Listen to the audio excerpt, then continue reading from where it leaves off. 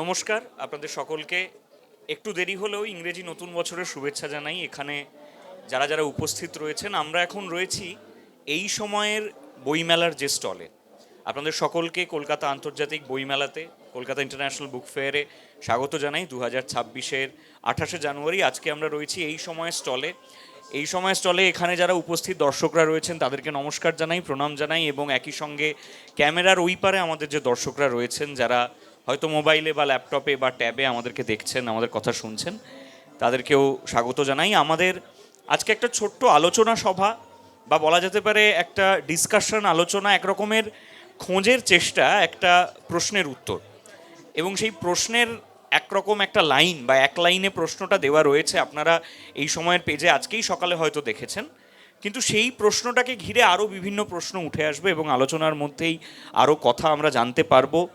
হয়তো দর্শকরা তাদের প্রশ্নগুলো আমাদের সামনে রাখবেন, এবং আমি ঋতব্রত মুখোপাধ্যায়, আমার আজকে দায়িত্ব হচ্ছে সঞ্চালনার বা মডারেশনের।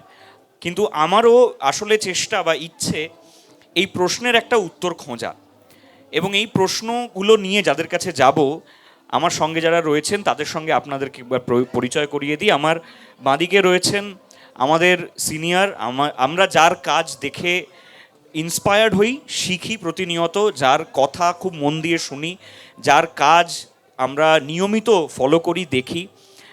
নাট্য নির্দেশক, নাটককার, একই সঙ্গে সিনেমার নির্দেশক, অভিনেতা শ্রী কমলেশ্বর মুখোপাধ্যায়। তার জন্য এখানে যারা উপস্থিত, একবার জোরে একটা হাততালি হোক। কমলেশ্বর মুখোপাধ্যায় উপস্থিত রয়েছেন আমার বাঁদিকে, এবং আমার ডান দিকে রয়েছেন শুভম চৌধুরী, যার সাথে আমার আজকেই পরিচয় হলো। কিন্তু আমার মতোই আপনারাও অনেকে তার কন্টেন্ট, যেটাকে আমরা বলি, সেইটা আপনারা ফোনে দেখেছেন। বং শর্টস নামে খ্যাত শুভম চৌধুরী, তার জন্য একটা জোরে হাততালি হোক। তিনি উপস্থিত রয়েছেন, এবং আজকে আমাদের যে বিষয়টা নিয়ে কথা, সেইটার মূল যে বক্তব্যটা হচ্ছে যে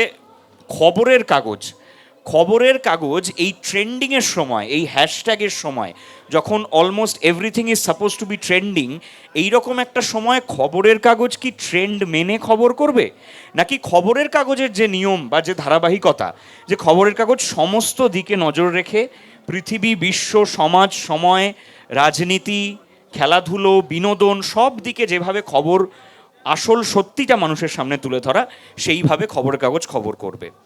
এই বিষয় নিয়ে কথার সূত্রপাত করব।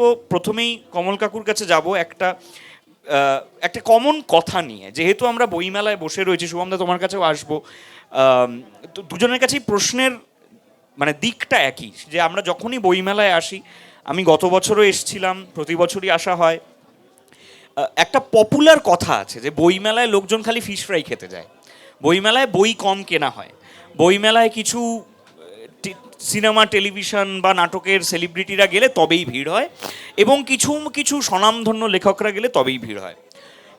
এই রকম একটা সময় স্ট্যাটিস্টিক্স আবার একটা অন্য কথা বলছে। গত বছরের বইমেলায় যে পরিমাণ বই বিক্রি হয়েছে, আমি যদি সেটা শুধুমাত্র আর্থিক সংখ্যাটা তুলে নিই, তাহলে দেখা যাচ্ছে যে যে কোনো তথাকথিত পপুলার বিজনেসকে গোল দিতে পারে অনেকগুলো। একই সঙ্গে দেখতে পাচ্ছি যে আমারই বন্ধু বান্ধব যারা অনেক ইয়াং নতুন রাইটার, তাদের বই কিন্তু নিয়মিতভাবে বিভিন্ন স্টল থেকে বেরোচ্ছে। সেখানে স্বনামধন্য লেখকরা তো রয়েইছেন, একই সঙ্গে অনেক নতুন যুবক যুবতী যারা এই প্রজন্মের লেখক লেখিকা, তাদের লেখা উঠে আসছে, এবং তাদেরকে ঘিরে আমরা যেখানে ডান দিকে তাকালেই দেখতে পাবো যে আমাদের বয়সী অনেকের ভিড় রয়েছে, এবং সেখানে ফিশ ফ্রাই খাওয়া হবে, ছবি তোলা হবে, অবশ্যই সবটা হবে। কিন্তু লেখা বা বই বা যেটা ছাপার অক্ষর, সেটার প্রতি আকর্ষণ, আমি সেই প্যারালালটাই যদি ড্র করি, যে এই সময় কিন্তু গত বছর, এবছর এই গল্প স্বল্পর মধ্যে অনেকের লেখার সংকলিত রয়েছে, নিয়মিত কাগজের খবর পড়া। আমার মূল প্রথম প্রশ্নটা হচ্ছে যে পড়া অক্ষর, যেটা ছাপা অক্ষর, যেটা আমি ডিজিটালি প্রডিউসড অক্ষর নয়, সেটার প্রয়োজনীয়তা এবং আকর্ষণ দুটোর বর্তমান অবস্থা কি বলে তোমার মনে হয়?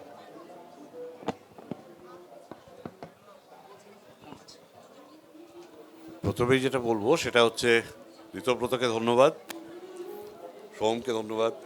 আচ্ছা, বিষয়টা এরকম যে লেখা লেখা মানুষ পড়ছেন কি না, আমার বিশ্বাস পড়ছেন বলে। আমি যদি এই একই বিষয়টাকে তুলনা করি, ধরা যাক চলচ্চিত্র উৎসবের সঙ্গে, বা নাট্যোৎসবের সঙ্গে বা অন্যান্য ধরা যাক যে হিন্দুস্তানি ক্লাসিক্যালের যে উৎসব হয় তার তুলনায় মানুষের পার্টিসিপেশন কিন্তু বইমেলাতে অনেক বেশি। দ্বিতীয় কথা হচ্ছে যে খাওয়া দাওয়া খাওয়া দাওয়া করলে ক্ষতি কি আছে? হ্যাঁ, মানে যখন আমরা এটাকে উৎসবই বলছি এবং সেটা বইয়ের উৎসব বলছি, তো সেখানে আনন্দ করার সময় একটা ফ্যামিলি এসছে বা একটা কাপল এসছে, তারা খাওয়া দাওয়া করবেন না কেন? মানে খাওয়া দাওয়ায় কোনো দোষ আমি দেখছি না।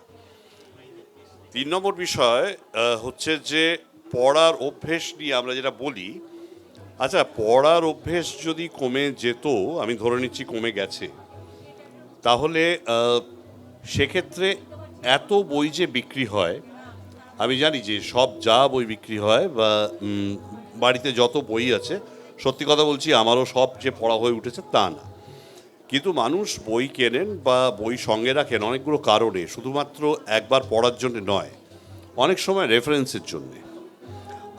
আমি উদাহরণস্বরূপ বলতে পারি যে আমাদের সবার বাড়িতেই অভিধান আছে, কিন্তু অভিধান তো আমরা পড়ি না, কিন্তু যখন প্রয়োজন লাগে তখন অভিধানের শরণাপন্ন হতে হয়, তো সেই কারণেই ডিকশনারি কিনি।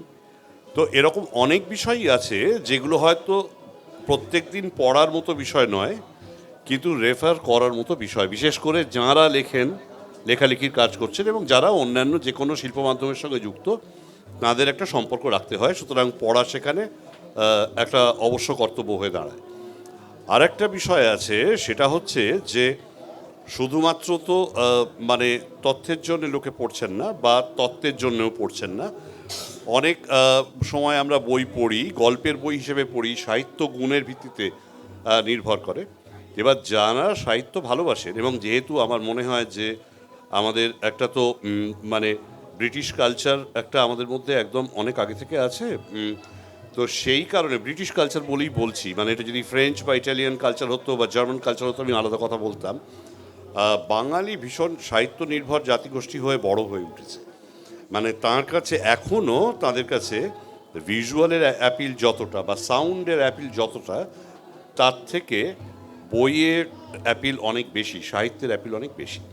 সুতরাং আমার একেবারেও মনে হয় না যে বই পড়া মানুষ বন্ধ করে দিয়েছে। এবার যদি খবরের কাগজে আসি, খবরের কাগজের প্রথম আমার যেটা মনে হয় যে কেন খবরের কাগজ পড়বো, এখন যেহেতু অন্যান্য মিডিয়া রয়েছে সেই জন্য আমি খবরটা অনেক আগে জানতে পারছি, সেই নিয়ে কোনো সন্দেহ নেই, কিন্তু খবর জানাটাই খবরের কাগজের থেকে একমাত্র মানে উপজীব্য বিষয় নয়। কেন বলছি? কারণ হচ্ছে ধরা যাক কেউ প্রয়াত হয়েছেন বা ধরা যাক একটা কোনো খেলার কোনো একটা রেজাল্ট বেরিয়েছে, সেটা তো তৎক্ষণাৎ আমরা জেনে যাচ্ছি বিভিন্ন মাধ্যম মারফত, কিন্তু তারপর আমরা পড়তে বসি মূলত তার অ্যানালিসিসটা, অর্থাৎ এই ঘটনা ঘটে গেছে সবাই জানি, এবার এই ঘটনাটা কেন ঘটলো, কিভাবে ঘটলো, সেই সময় কি কি মানে আবেগ উচ্চারিত হলো বা কি কি লজিক তার পেছনে রয়েছে, কাজ করছে যুক্তিগুলো, সেইগুলোকে খুঁজে বার করার জন্য আবার পড়া হয়। এটা সত্যি কথা যে মানুষের অ্যাটেনশন স্প্যান কমছে, সেই জন্য সারা পৃথিবীব্যাপী, এটা শুধু এখানকার ব্যাপার নয়, সেই জন্য খুব চটজলদি খবর পাওয়া বা দেখাটা বা জানাটা আমাদের কাছে খুব গুরুত্বপূর্ণ হয়ে উঠেছে, মনোসংযোগের অভাব একটু রয়েছে। কিন্তু এটাও পাশাপাশি সত্যি যে যারা পুরো খবরটা জানতে চান তারা কিন্তু এখনও মানে খবরের কাগজ দেখেই জানেন। এখানে একটা বিষয় আছে যে খবরের কাগজটাকে কিভাবে সাজানো হচ্ছে, মানে তার ফন্ট থেকে শুরু করে তার কম্পোজিশন এভরিথিং, এবং এডিটোরিয়ালটা ঠিক কীভাবে লেখা হচ্ছে, মানে সব কিছু নির্ভর করে খেলার খবর বা আমি ধরে নিচ্ছি ফিল্ম দুনিয়া বা নাট্যজগতের খবর, এইগুলো কতটা পরিবেশিত হচ্ছে সেটা খুব গুরুত্বপূর্ণ বিষয়। যদি প্রশ্ন এইখানে আসে যে weather it should follow a trend, মানে যে ট্রেন্ড বিষয়টা তো বিভিন্ন ক্ষেত্রে বিভিন্ন রকম, মানে তুমিও থিয়েটারের সঙ্গে যুক্ত বা ফিল্মের সঙ্গে যুক্ত, তুমিও অডিওভিজুয়াল মাধ্যমের সঙ্গে যুক্ত, দেখো আমার সবসময় মনে হয়েছে যে সেই জিনিসগুলোই মানুষ দেখেন বা ভালোবাসেন যেগুলো ট্রেন্ডটাকে ভাঙে। তো ট্রেন্ডে পড়ে গেলে কিন্তু সেই একটা গড্ডালিকা প্রবাহের মতো ব্যাপার আর কি ট্রেন্ড ব্যাপারটা। তো আমার সবসময় মনে হয় যে মানুষের যেটা প্রয়োজন অবশ্যই সেটা মানুষ এক্সপ্রেসও করেন, সেইটা খবরটা দেওয়া, এটা একটা বিষয়। খবরের প্রতি যতটা সত্যনিষ্ঠ থাকা যায়, আমি জানি যে মার্কেট ফোর্সেস কাজ করে, ওরকমভাবে পুরোপুরি সত্যনিষ্ঠ হওয়া যায় না 100%, যতটা সত্যনিষ্ঠ থাকা যায় এটা দ্বিতীয় কথা। আর 3 নম্বর হচ্ছে প্রাঞ্জল করা, কারণ হচ্ছে এটা একটা খুব গুরুত্বপূর্ণ বিষয়, কারণ ল্যাঙ্গুয়েজ চেঞ্জ হয়ে যাচ্ছে। এই যে লিঙ্গটা এখন ডেভেলপ করছে ক্রমশ, সেটার মধ্যে কিন্তু এমন অনেক শব্দ, বাংলা শব্দ আছে যেগুলো আমরা নিজেরাই চট করে আইডেন্টিফাই করতে পারি না। মানে ফায়ার ব্রিগেডের জায়গায় যদি আমাকে কেউ বলে যে অগ্নি নির্বাপক যন্ত্র, তাহলে আমার একটু অসুবিধা হবে। তো সেই প্রাঞ্জল হওয়ার চেষ্টা করা। আর 4 নম্বর খুব গুরুত্বপূর্ণ বিষয়, সেটা হচ্ছে যে সত্যনিষ্ঠ বলতে আমি যেটা বলতে চাইছি সেটা হচ্ছে যে সবকটা খবর একসঙ্গে দেখানো। সে আমার পলিসির পক্ষে যাক, বিপক্ষে যাক ইত্যাদি, তাতে কিন্তু অন্তত একটা ওই গণতন্ত্রের চতুর্থ স্তম্ভ বলে অন্তত সেই সম্মানটা যেন বজায় থাকে, এইটাই বলতে পারি। Thank you so much. আমার এই প্রথম প্রশ্নটার মানে এই গঠনটা এরকম ছিল এই কারণেই যে ছাপার অক্ষর বা লেখার অক্ষর এবং খবরের কাগজের সঙ্গে আমাদের বাঙালি জীবনের অ্যাসোসিয়েশনটা অনেকটা একটা অভ্যাসের মতো। সেই অভ্যাসটার মধ্যে কিন্তু সকালবেলা উঠে খবরের কাগজ এলো কি না, খবরের কাগজ ওলা আজকে খবরের কাগজ দিতে ভুলে গেছে কি না, এইটা একটা আমাদের বড় হয়ে ওঠার অন্তত একটা খুব গুরুত্বপূর্ণ জায়গা। এবং খবরের কাগজের যেটা কমল কাকু তুমি বললে যে খবরের কাগজের মূল আরেকটা জায়গা হচ্ছে খবরটা হয়তো আমি যদি আজকের কথা বলি, আমার কাছে হয়তো ফেসবুকে একটা ছোট্ট চৌকো ছবির মধ্যে খবরটা পৌঁছে গেছে যে অমুক ঘটনাটা ঘটেছে, কিন্তু মূল হচ্ছে প্রতিবেদনের মধ্যে থাকা দৃষ্টিভঙ্গিটা বা তার যে ব্যাখ্যামূলক কথাবার্তাগুলো, সেইটা আমার মধ্যে একরকমের আরেকটা চিন্তার সঞ্চার করছে। সেই চিন্তার সঞ্চারটার জন্যই আমার যাওয়া। এবং মানে আমি প্রথম প্রশ্নটা এইরকমভাবে রাখলাম, তোমার কাছেও একইভাবে রাখবো। তার কারণ হচ্ছে যে ক্রমাগত যেটা হচ্ছে, অন্তত আমি বলতে পারি যে বিগত 1.5-2 বছর ধরে তো হচ্ছেই, যে কোন মিডিয়ামকে কোন মিডিয়াম সরিয়ে ফেলবে। মানে যেরকম হচ্ছিল আগে যে কম্পিউটার এসে মানুষকে সরিয়ে ফেলবে, ইন্টারনেট এসে অমুককে সরিয়ে ফেলবে, ওটিটি এসে টেলিভিশনকে সরিয়ে ফেলবে, টেলিভিশন এসে রেডিওকে সরিয়ে ফেলবে, এআই এসে সবাইকে সরিয়ে ফেলবে, এই রকম একটা চলছে। এবং সেটা কিন্তু মানে শুধু মানে আশঙ্কা নয়, সেটার মধ্যে অনেক তথ্যও রয়েছে অবশ্যই।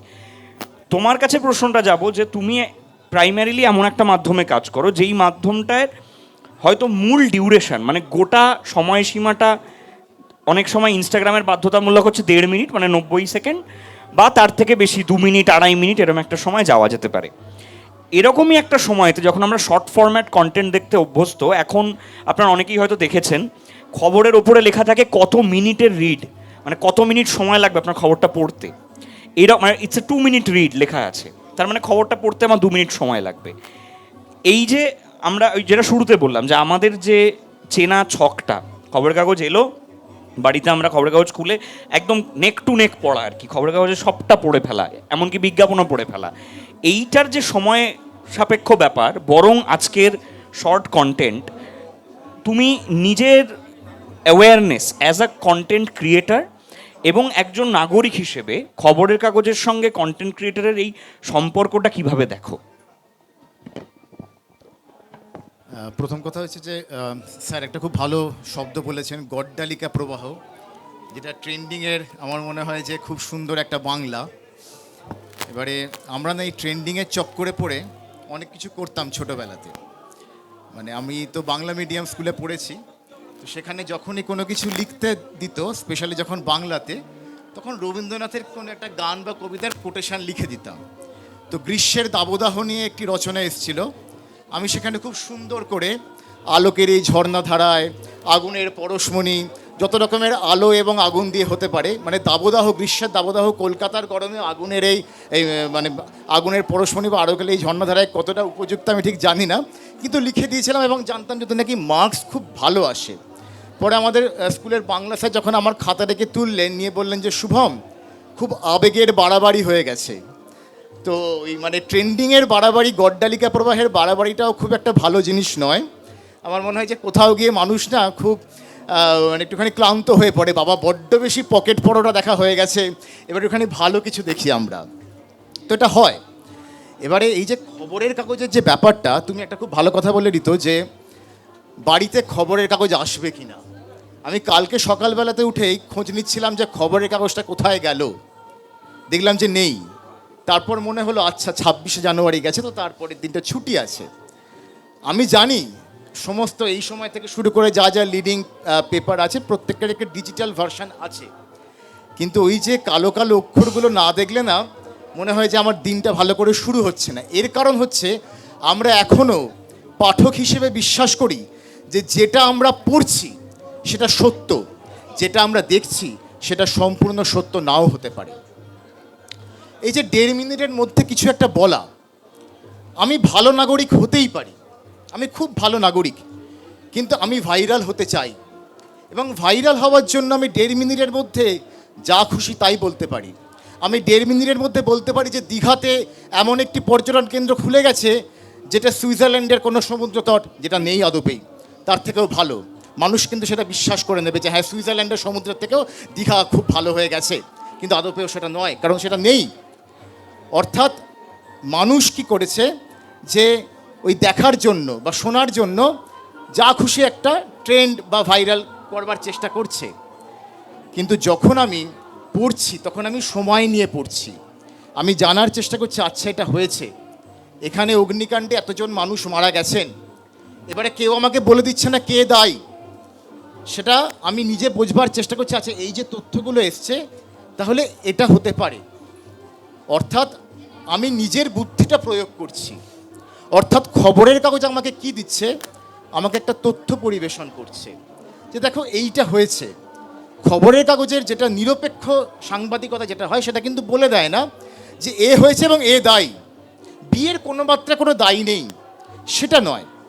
খবরের কাগজ বলবে যে বাইরে বৃষ্টি হচ্ছে, কিন্তু আমি ভিডিওতে বলতেই পারি না বাইরে বৃষ্টি হচ্ছে না, আসলে কিন্তু হচ্ছে, বাইরে রোদই আছে, তোমরা বেরোতে পারো। অর্থাৎ আমি ট্রেন্ডি হওয়ার জন্য, ভাইরাল হওয়ার জন্য যা খুশি বলতে পারি। তো এখন মানুষের তো হাতে সময় কম, সেই জন্য একটু ইনস্টা রিল বা ফেসবুক রিল প্রচুর দেখে এবং দেখে দেখে ভাবে যে এটাই সত্য। কিন্তু যদি সত্যি করে আমার বুদ্ধি খাটাতে হয়, মগজাস্ত্রের প্রয়োগ করতে হয় এবং তথ্যটাকে জানতে হয়, তাহলে খবরের কাগজের কোনো বিকল্প হতে পারে না। এটা আমার এখনও মনে হয়। হতে পারে আমি ওল্ড স্কুল, কিন্তু আমরা পরে নিশ্চয় আলোচনাতে আসবো যে খবরের কাগজের কী কী বিকল্প আসছে উঠে, আমি সেই পয়েন্টগুলো এখনই যাচ্ছি না। কিন্তু খবরের কাগজ না পেলে সকালবেলাতে আর ওই 1 কাপ গরম চা না পেলে দিনটা কিন্তু এখনও আমারও শুরু হয় না ভালো করে। Thank you. যারা ভাবছেন যে মূল প্রশ্নে কতক্ষণে যাব, যে খবরের কাগজ ট্রেন্ড ফলো করবে কি করবে না, সেটাতেও যাব, অবশ্যই যাব। কিন্তু যেটা হচ্ছে যে খবরের কাগজ বা শুধুমাত্র খবরের কাগজে যে থাকে যে খবর, সেটা নিয়েও কথা বলতে গেলে আরও অনেকগুলো দৃষ্টিভঙ্গি আমাদের মধ্যে চলে আসে স্বাভাবিকভাবেই।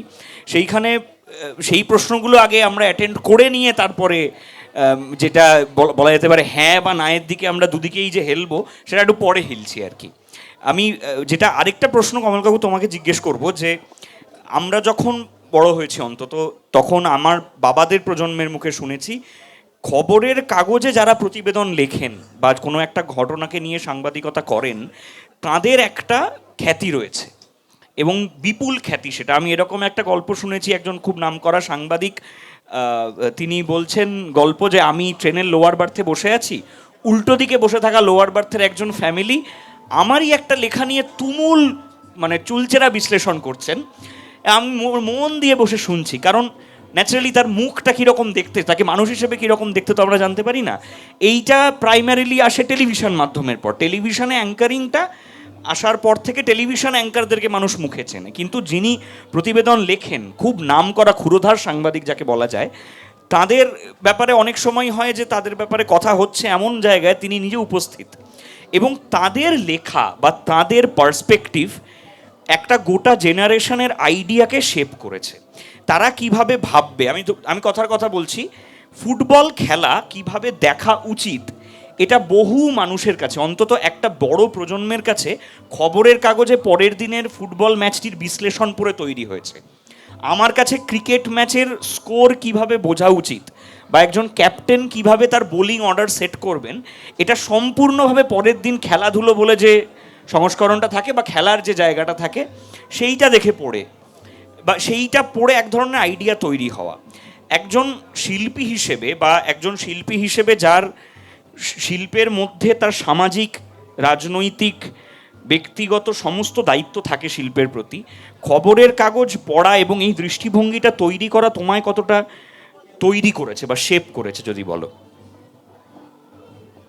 প্রথম কথা যেটা বলবো সেটা হচ্ছে যে আমার খুব ভালো লাগছে যে শুভম বা তুমি আর ঋতব্রত ওরা আমার পরবর্তী প্রজন্মই বলতে পারি। তো তোমাদের এইটা যখন মনে হচ্ছে বা তোমরা যখন বলছো, তো আমার খুব ভালো লাগছে। কেন ভালো লাগছে কেন বলছি, কারণ এখন অনেক সময় বলা হয় না যে নতুন প্রজন্ম তারা মানে এইসব নিয়ে খুব কম চিন্তা ভাবনা করে ইত্যাদি, যেটা আমার চিরকালই মনে হয়েছে ভুল, কিন্তু মানে সেটা আজকে একদম স্পষ্ট, তোমরা স্পষ্ট করে দিলে, খুব ভালো বললে।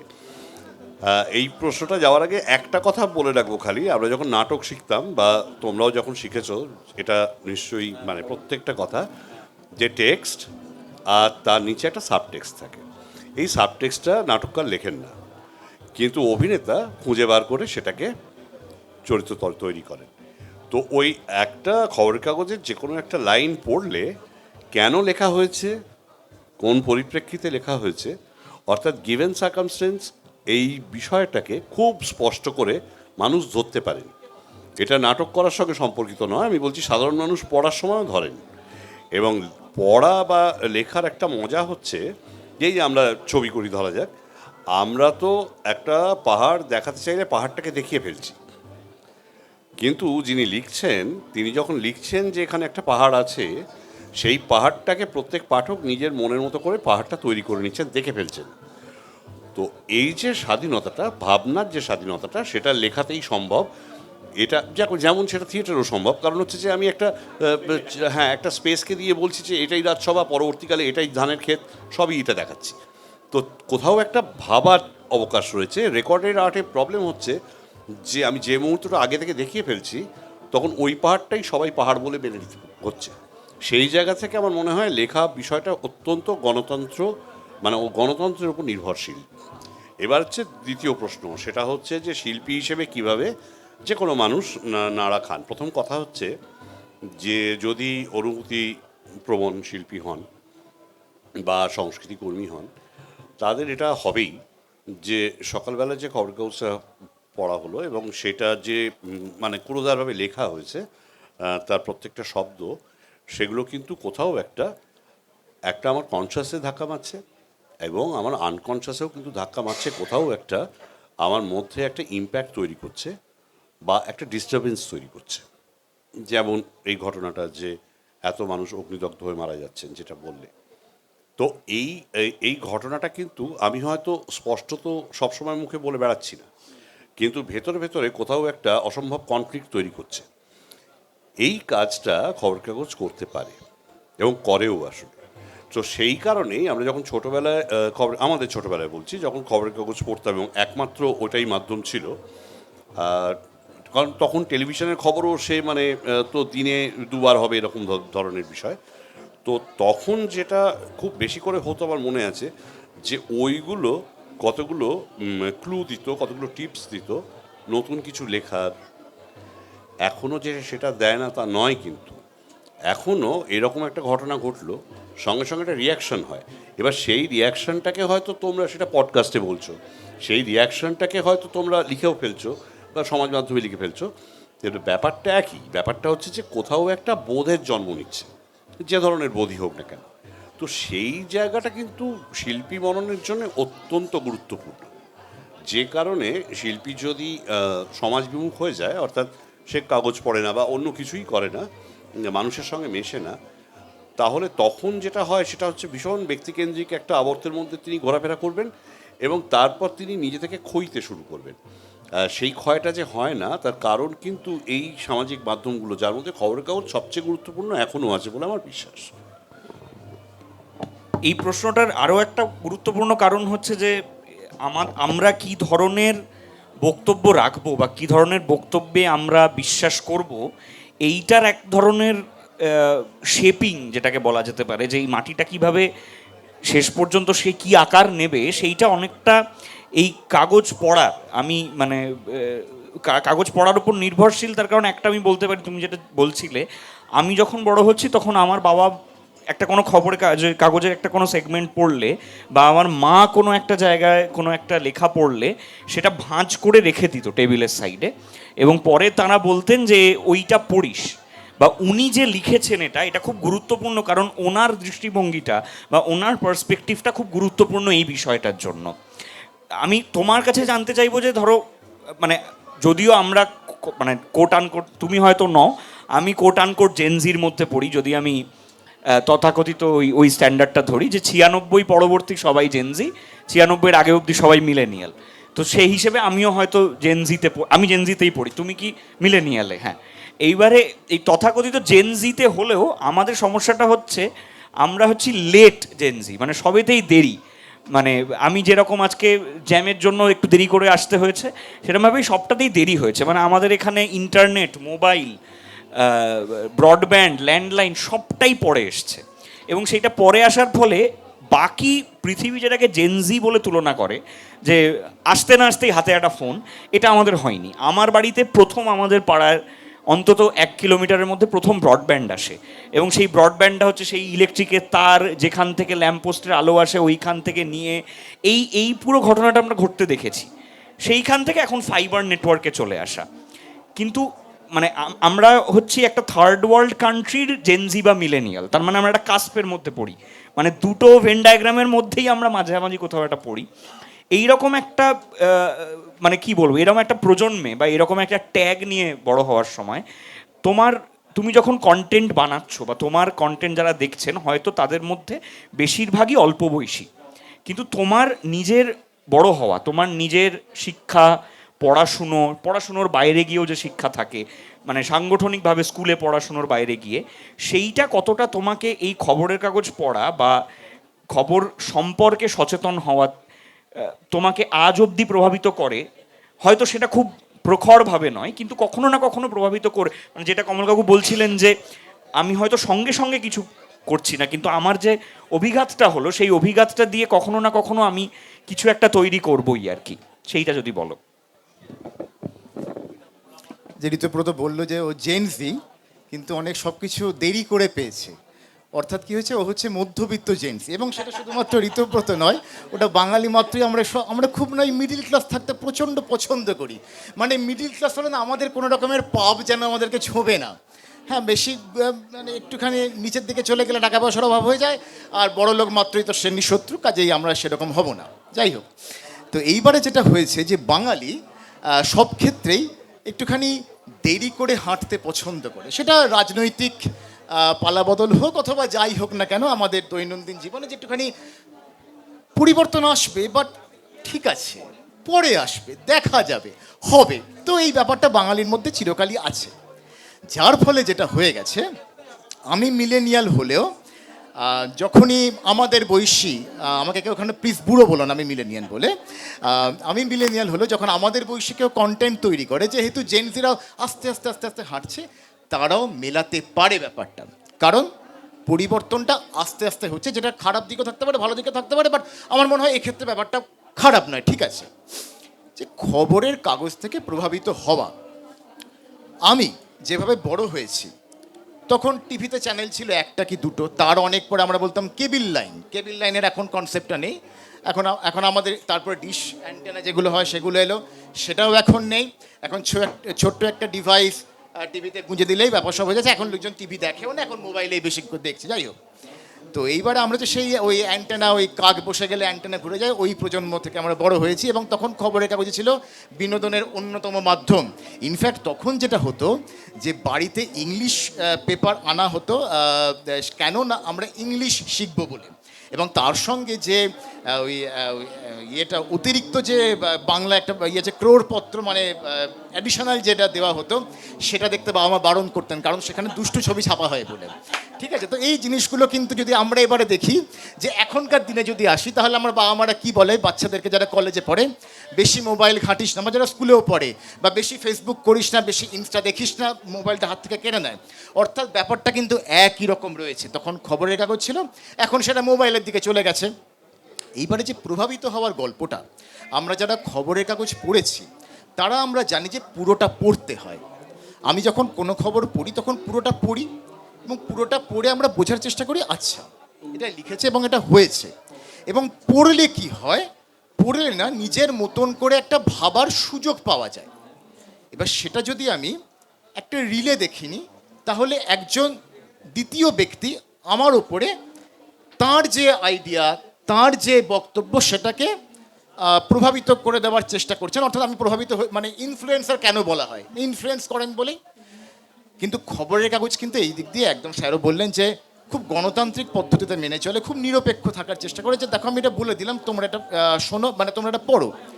তো এইবারে আমার ক্ষেত্রে যেটা হয় যে সেটা আমি পড়ি, পুরোটা বোঝার চেষ্টা করি, নিয়ে তারপরে যখনই কোনো কন্টেন্ট বানাই, অন্তত এগেন আমি নিজেকে সুনাগরিক হিসেবে যেহেতু প্রতিষ্ঠা করতে চাই, আমি খারাপ এবং ভালো দিক দুটোই বলার চেষ্টা করি। এই যে আমার মনে হয় এই যে আইডিয়াটা, এটা আমার খবরের কাগজ না পড়লে কখনোই আসতো না। আমি যদি রিল দেখেই খালি বড় হতাম, আমি সেজন্য বলি যে খালি রিল দেখো না, পড়াটা খুব দরকার। রিল দেখেই যদি খালি বড় হতাম, তাহলে আমি কি আচ্ছা ঠিক আছে, এ বলেছে মানে ঠিকই বলেছে, কিন্তু না, আমাকে পড়তে হবে, জানতে হবে, যেহেতু আমি ওভাবে বড় হয়েছি, যে এটা না আমার কন্টেন্ট তৈরি করার পেছনে খুব কাজে লাগে। এইটা একটা খুব গুরুত্বপূর্ণ কথা আমার মনে হয় শুভমদা, তুমি বললে যে পুরো খবরটা পড়া। আমাদের এখন যেটা হয়েছে সেটা হচ্ছে ক্যাপশনে বড় বড় করে লেখা থাকলেও ক্যাপশনে যেটা বলা আছে সেই প্রশ্নটাই দেখবেন প্রথম কমেন্টে থাকে। মানে ধরুন আপনি বললেন যে বইমেলায় 28 তারিখে কমলেশ্বর মুখোপাধ্যায় এবং শুভম চৌধুরী আসছেন, ঋতব্রত সঞ্চালনা করবে। প্রথম কমেন্ট হচ্ছে কত তারিখ হচ্ছে এটা, মানে প্রথমেই 28 তারিখটা মিস হয়ে গেল। বা খানিকটা শুনে এখন যেটা হয়েছে যে একটা গোটা আধ ঘন্টার ইন্টারভিউয়ের একটা 2 মিনিটের এক্সার্ট দেখে একজনের মতামত সঙ্গে সঙ্গে তৈরি হয়ে গেল, তিনি পক্ষ নিয়ে নিলেন যে আমি হয় এনাকে প্রচণ্ড রকম তিরস্কার করব বা ভূষিত করে দেবো আর কি। এই ব্যাপারটা খুব গুরুত্বপূর্ণ, যেটা খবরের কাগজ থেকে এসেছে, যে আমরা পুরো খবরটা পড়ে তারপর একটা জায়গায় যাব। আমি একদম আমার শেষ প্রশ্নে আসবো, তবে শেষ প্রশ্নে যাওয়ার আগে যেহেতু এখানে অনেকজন দর্শককে দেখতে পাচ্ছি যারা অনেকক্ষণ ধরে একদম আলোচনার শুরু থেকে রয়েছেন, তাদের থেকে দু একটা প্রশ্ন আমি যারা সবে জয়েন করলেন তাদের জন্য বলি যে আমাদের আলোচনার বিষয়বস্তুটা হচ্ছে বইমেলাতে এলেই যে বিষয়বস্তুটা থাকে কিন্তু সেটা নয় যে বাঙালি কি বই পড়া ভুলে যাচ্ছে, সেটা আমাদের বিষয়বস্তু নয়, খুব হ্যাপিলি নয় সেটা। বরং আমাদের আলোচনার বিষয়বস্তু হচ্ছে যে খবরের কাগজ কি ট্রেন্ড ফলো করে বা ট্রেন্ডিং যেটা সেইটাকে মাথায় রেখেই সমস্ত খবর করবে, না খবরের কাগজের যে ঐতিহ্য, যে ধারাবাহিকতা আমাদের ইতিহাসের সঙ্গে সম্পৃক্ত, সেইভাবেই খবরের কাগজ খবর করবে। আমরা ছোট ছোট কয়েকটা প্রশ্ন একটু মানে দর্শকদের থেকে শুনবো, একটু ছোট রাখবেন এবং প্রশ্নটা যেন প্রশ্নই হয়, আর যদি প্রশ্ন না থাকে তাহলে সেটা যে স্টেটমেন্ট বা বক্তব্য সেটা বলে দেবেন একটু শুরুকে আপনি। হ্যাঁ হ্যাঁ নিশ্চয়ই, ওই যে ওখানে। শুভ সন্ধ্যা। শুভ সন্ধ্যা। আমি অর্পিতা রায়, একজন মানে সাংবাদিকতারই ছাত্রী। যেটা দাদা বললেন শুভমদা, যে আমরা খুব বকা খেতাম যখন এন্টারটেইনমেন্ট বিনোদনের কাগজটা পড়তাম। আমিও খুব মার খেয়েছি, কারণ আমি ছিলাম হচ্ছে পড়াশোনায় খুব বাজে। এখনও যে আমি শিক্ষিত না, আমি অর্ধশিক্ষিত আমার মায়ের হিসেবে। আমার মাতৃদেবী একটু মানে ওল্ড স্কুল, যাই হোক, সে ওল্ড স্কুল বলে তো আর লজ্জিত করব না নিজেকে। কিন্তু আমার মতামতের এই জায়গাটা হচ্ছে যে পেপার কেউ কেউ পড়ে, মানে ব্যতিক্রমী তো আছে আর ব্যতিক্রমী বাড়িও আছে, যেখানে একজন ডিফেন্সের বাবা সকালে বলেন পেপারটার মানে বোঝো, এটা পড়ো, তুমি তো অশিক্ষিত। মানে আমার বাড়িতে এটাই চলে। আর সেকেন্ড কথা হচ্ছে, মার সাথে তো রাজনীতি নিয়ে একটা খুব তর্ক বিতর্ক লেগেই থাকে। তো পেপার আমরা অনেকে পড়ি না, অনেকে এটার উপরেই ডিপেন্ড করে বাঁচি। ধন্যবাদ। বেশ, ধন্যবাদ অর্পিতা। আর যদি কারোর কোনো প্রশ্ন থাকে বা হ্যাঁ বলো। নমস্কার, আমার নাম বিশ্বনাথ দাস। মানে এখনকার বেসিক্যালি ট্রেন্ড এটাই চলে হচ্ছে কি কারোর ব্যক্তিগত সম্পর্ক খুব হাইলাইট হয়। তো সেই ক্ষেত্রে দাঁড়িয়ে আমার মনে হয় যে আমরা যেই বিষয়টা অনেকটা দূরে চলে যাচ্ছি, কারোর সম্পর্ক, কেউ পালিয়ে যাচ্ছে, আমরা এখন বেসিক্যালি এইসব নিয়েই চর্চা করি। তো এই ক্ষেত্রে দাঁড়িয়ে মানে কমলেশ স্যার কি বলবে? প্রশ্নটা বুঝতে পারলাম না, আরেকবার একটু বলো। হ্যাঁ, প্রশ্নটা হচ্ছে কি এই যে এখনকার যে ট্রেন্ড মানে মানে ব্যক্তিগত সম্পর্কটাকে খুব হাইলাইট করা হয়, তার প্রফেশনাল বা মানে যে কাজটা তিনি করতে পারে সেটাকে কোথাও দাঁড়িয়ে সরিয়ে দেওয়া হচ্ছে। তো সেই ক্ষেত্রে দাঁড়িয়ে আচ্ছা, তুমি কি এটার উত্তর দেবে? হ্যাঁ, খুব ছোট্ট উত্তর দিচ্ছি। সেটা হচ্ছে যে এটা কিন্তু চিরকালই ছিল, মানে এটা আজকে নয়। মানে এখন হয়তো আপনারা দেখছেন, কিন্তু এর আগেও মানে খবরের কাগজ বা এই ধরনের অনেক পত্রিকাও ছিল, যারা কিন্তু মানে মূল যে শিল্পকর্মটা বা আর্ট ফর্মটা, সেটার বাইরে ওই মানে নানা রকম অ্যাক্সেসরিজ থাকে, তো অনেক কিছু, যে সেই হোয়াট অ্যাবাউটারিজ নিয়ে কাজ করতেন, সেটা চিরকালই ছিল, ওটা থাকবে। ওটা থাকবে, হ্যাঁ। ইচ্ছা সবসময়তেই ভালো বিক্রি হয়। আর কারোর কোনো প্রশ্ন দর্শকদের মধ্যে থেকে যদি না থাকে, তাহলে আমরা একদম শেষের দিকে হ্যাঁ বলুন। জানি না আমার কতটা এটা বাঞ্ছনীয় প্রশ্নটা করাটা, কিন্তু আমি জানতে চাইছি যে আজকের এই রাজনীতির যে ডামাডোল, তার মধ্যে কি খবরের কাগজে গণতন্ত্র সত্যি রক্ষা হচ্ছে? আমার এটাই একটু জানার বিষয় ছিল। আচ্ছা, আমার বক্তারা যদি কিছু বলেন। হ্যাঁ, আমি বলি বিষয়টা, এটা শুধুমাত্র আলাদা করে একটা সংবাদ মাধ্যমের বিষয় নয়।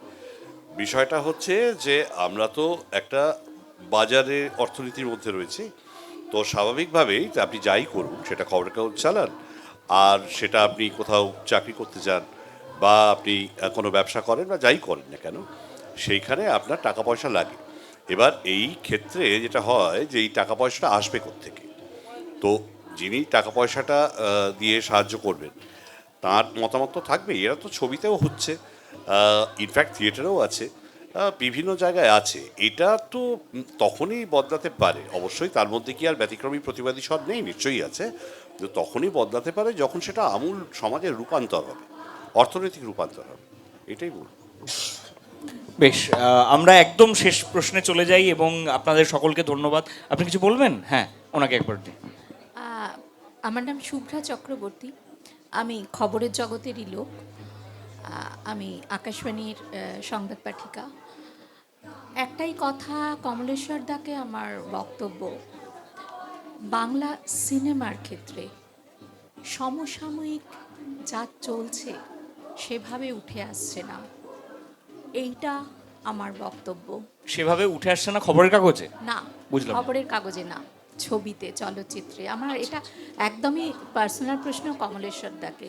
আপনাদের মতন যারা পরিচালক যে কয়েকজন আছেন হাতে গোনা, তাদের কাছেই কিন্তু আমাদের আশাটা থাকে যে একটু অন্যরকম, যেভাবে চলছে সেভাবে নয়, যেটা হচ্ছে, যেটা প্রত্যেকটা মানুষ আমরা প্রত্যেক দিন দেখছি, আমরা সেইটা দেখতে চাইছি। এই জায়গাটা যদি একটু বলেন। হ্যাঁ, অবশ্যই সেটা আমরা সবাই দেখতে চাইছি, এবং এ নিয়ে কোনো সন্দেহ নেই যে মানে সমাজে যে ঘটনা ঘটে যায় তার ভিত্তিতে শিল্প তৈরি হয়, সেই নিয়ে কোনো সন্দেহ নেই। কিন্তু এর মধ্যে না একটা মানে আমরা যেটা ভাবছি আর যেটা করতে পারছি, এর মধ্যে একটা দূরত্ব আছে।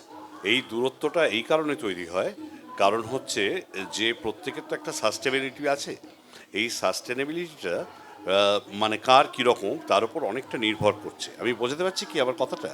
মানে ধরুন, সহজ কথায় যদি বলি, সেটা হচ্ছে, এটা উৎপল দত্ত একটা কথা বলেছিলেন খুব গুরুত্বপূর্ণ।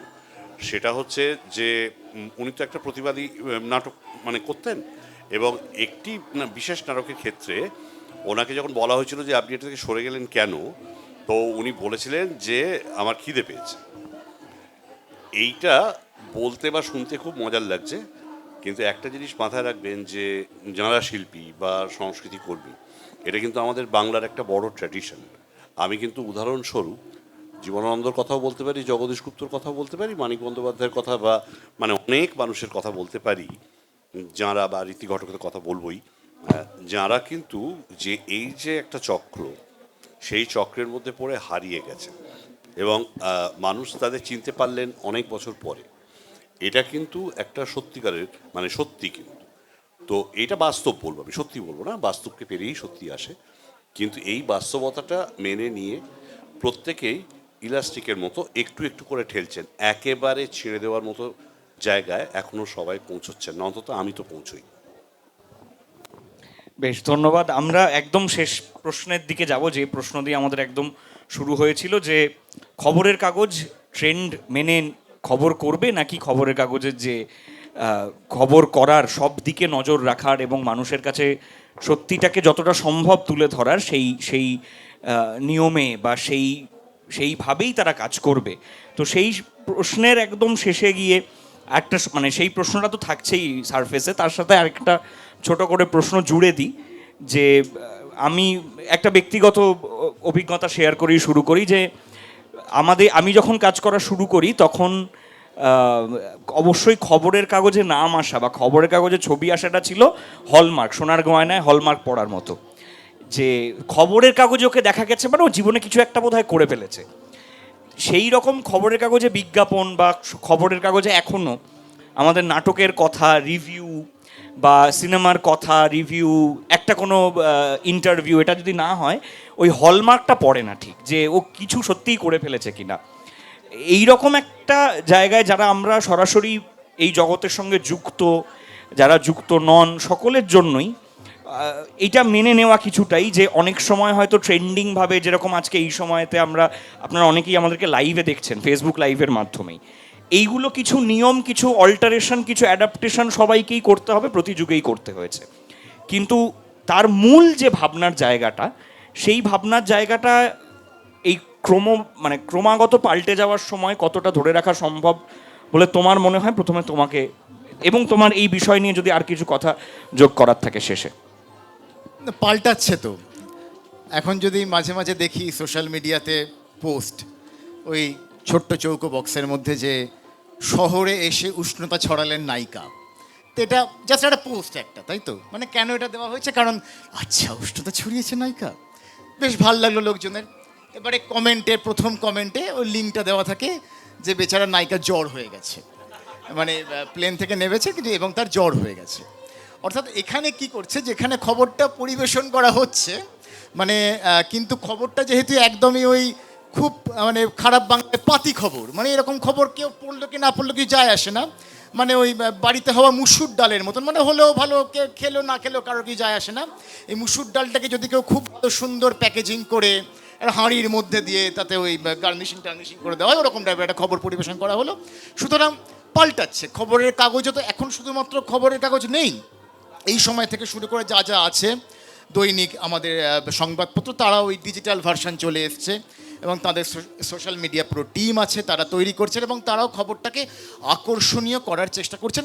এবং আমার মনে হয় যেটা ভুল নয়, কারণ স্যার যেটা বললেন যে বাজারটাকে তো ধরতে হবে, খালি পেটে তো অনেকেই হারিয়ে গেছেন, বিখ্যাত শিল্পী তো আমরা কিছুই নয়, চুনোপুটি। এইবারে ব্যাপারটা হলো যে ট্রেন্ড ফলো করতে গিয়ে যেটা মাথায় রাখা দরকার, যেটা যে আমরা যেন অর্ধসত্য, অসত্য নয় কিন্তু অর্ধসত্য, অর্থাৎ ওয়ান সাইডেড স্টোরি এবং বাকি সাইডটা আমি বললামই না, সেটা যেন কোথাও না হয়, সেটা যেন মানে একটা মেনটেন করা হয় যে না, আমি এরকম করবো না। অর্থাৎ আমি শিক্ষিত করবার দায়িত্ব আমি নিইনি, খবরের কাগজ সেই দায়িত্ব নেয় না। খবরের কাগজ খবর পরিবেশন করবার দায়িত্ব নেয় এবং পুরো খবরটা পরিবেশন করবার দায়িত্ব নেয়। এবার অনেক ক্ষেত্রেই আমার মনে হয় যেগুলো হয়ে যায়, প্রচুর বায়াসড খবরের তো থাকবেই, চিরকালই হয়ে এসছে, যে একটা কিছু খবর করে দিল এবং তার এক সপ্তাহ পরে সম্পাদকীয় কলমে ছোট্ট করে এই প্রতিবেদনে আমাদের ভুল হয়েছিল, তার জন্য আমরা অনিচ্ছাকৃত ভুলের জন্য ক্ষমা প্রার্থী। সেই ক্ষমার কোনো ভ্যালু নেই আমার কাছে, কারণ সেটা কেউ দেখছেও না সেই ধরনের জিনিসগুলো। তো সুতরাং আমি ট্রেন্ডি খবর দেব, অবশ্যই দেব, আমি পুরো খবরটা দেব, আমি নিজেকে মডার্ন করব। এখন যে আমার মনে হয় যে সমান্তরাল যে মাধ্যমগুলো বেরিয়েছে, পডকাস্ট, রিল, সব কিছুই এগুলো থাকবে, কিন্তু একটা খবরের কাগজ সে বোধহয় আজ থেকে প্রায় 700-800 বছর ধরে চলছে, খবরের কাগজ হয়ে এসছে, অনেক কিছু দেখেছে, প্রথম বিশ্বযুদ্ধ, দ্বিতীয় বিশ্বযুদ্ধ, তার আগে অনেক সাম্রাজ্যের, মোগল সাম্রাজ্য থেকে শুরু করে অনেক সাম্রাজ্যের পতন সে দেখে দেখে দেখে দেখে আজকে এই জায়গায় এসছে, এবং তার পতন অত সহজে ঘটানো সম্ভব নয়। সে অনেক ট্রেন্ডি জিনিসপত্র দেখে এসছে, সে তখনও আধুনিক ছিল, এখনও আধুনিক আছে এবং সে এখনও অনেক বেশি মাত্রায় আধুনিক হবে। কিন্তু সত্যতা যাচাই করবার একটা দায়িত্ব তার আছে এবং সেই সঙ্গে দায়িত্বটা আমাদেরও আছে যে পুরো খবরটা পড়বার, পুরো খবর থেকে যে খবরটা মনে হয় যে হ্যাঁ আমাদের যাচাই করা উচিত, সেটা আমরা যাচাই করে নেব। এখানে ট্রেন্ডিংও থাকবে, সব কিছু থাকবে, কিন্তু খবরের কাগজও থাকবেই। থ্যাংক ইউ শুভম দা। আমি কমল কাকু তোমার কাছে আসবো শেষ এই একই প্রশ্ন নিয়ে, এবং এই এতগুলো বছর ধরে যেটা বলছিল যে এতগুলো বছরের ইতিহাসকে খবরের কাগজ দেখেছে, বা খবর যেভাবে ছাপার অক্ষরে এসেছে সেটা দেখেছে। আমরা যখন থিয়েটার করা শুরু করি তখন একটা হতো, আমাদের খবরের কাগজ জোরে জোরে পড়ার একটা প্র্যাকটিস ছিল। এখনও বোধহয় বহু জায়গায় থিয়েটারে বা অডিও মাধ্যমে কাজ করার জন্য বা ভিজুয়াল অডিও মাধ্যমে কাজ করার জন্য এইটা একটা রেগুলারের প্র্যাকটিস। এরম একটা প্র্যাকটিস, এত বছরের ইতিহাস এবং আজকের যে বিষয়বস্তু সেটার একটা সমাপ্তিতে তুমি যেটা বলতে চাও সেটার জন্য। শুভম যেটা বললো বা তুমি যেটা বললে এটা খুব গুরুত্বপূর্ণ। ওই একটাই কথা বলতে চাই, সেটা হচ্ছে যে অর্ধ সত্য কাম্য নয়, অবশ্যই সত্য কাম্য। আমি জানি যে সত্য পরিবর্তনশীল, সত্য একদম ধ্রুবক কিছু হয় না, অ্যাবসলিউট কিছু নয়, কিন্তু তা সত্ত্বেও যতটা সত্যনিষ্ঠ থাকা যায় তাতে অন্তত মানুষের ভালো হয়, আর কিছু না, এইটুকু। ধন্যবাদ আপনাদের সকলকে, ধন্যবাদ আজকে সঙ্গে থাকার জন্য, এবং যারা লাইভে ছিলেন তাদেরকেও ধন্যবাদ জানাই আমাদের এই আলোচনা সভাটি শোনার জন্য। শেষ করব এই কথাটা বলেই যে আমাদের বিষয়বস্তু যেটা ছিল যে ট্রেন্ড মেনে বা ট্রেন্ড না মেনে, ট্রেন্ডের সাথে সাথে কিছু সময়ের সাথে সাথে পরিবর্তন সমস্ত মাধ্যমেই হচ্ছে, সেটা খবরের কাগজের মাধ্যমেও হবে বা খবরের কাগজের যে সংস্থা তাদের মধ্যেও সেখানে সোশ্যাল মিডিয়া টিম হবে, ডিজিটাল টিম হবে, সবটাই হবে। কিন্তু সেই সময়ে দাঁড়িয়ে গোটা খবর পড়া এবং সেই খবর থেকে একটা দৃষ্টিভঙ্গি তুলে নেওয়া, সেই জায়গাটা খুব প্রয়োজনীয় একটি জায়গা, সেটা আমাদের আজকে আলোচনায় উঠে এলো।